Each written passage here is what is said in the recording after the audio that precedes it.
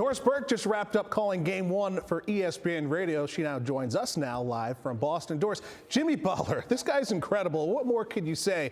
How did Butler take control in the fourth quarter? You know what, Max? There's a difference between players who put up numbers in the regular season and two guys who understand how to win when it matters most, Jimmy Butler and Kyle Lowry. And Jimmy Butler, it's not just about the shot making. It's commanding the offense. It's getting Miami into the pace that they want to play at. It's the timely steals he had down the stretch of the basketball game. His patience was in stark contrast to the impatience I thought you saw all night at times from the Boston Celtics, particularly hunting out the Max Strus matchup. But Jimmy Butler understands how to win, what it takes. He was brilliant on both sides of the ball, but importantly tonight, and you saw it in the third, other guys came with him offensively. He's shooting 52% the entire postseason, so nothing short of impressive. The Heat outscored the Celtics 46-25 in the third quarter. What happened in the third?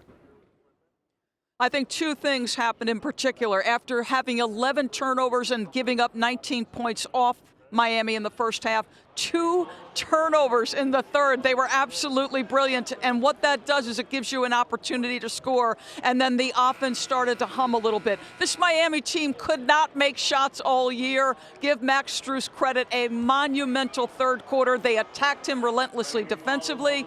It came from Kevin Love, Max Strus, you name it. Guys were knocking down shots, but those were the two big keys. Knocking down shots, indeed. The Heat shot 17 of 26 in the third quarter alone. So what adjustments do the Celtics need to make in what seems like a must-win Game 2?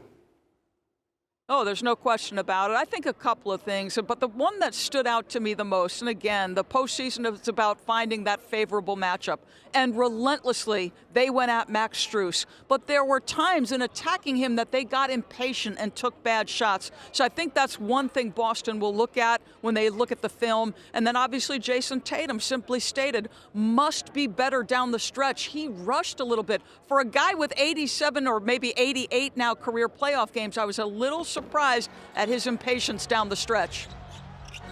Impatience indeed, and as a matter of fact, he took 0 shots in the fourth quarter. Hopefully that gets a different number in Game 2. Game 2 Friday night on ESPN Radio. Doris Burke will be there. Thank you for joining us, Doris. Thanks for watching ESPN on YouTube. For live streaming, sports, and premium content, subscribe to ESPN+.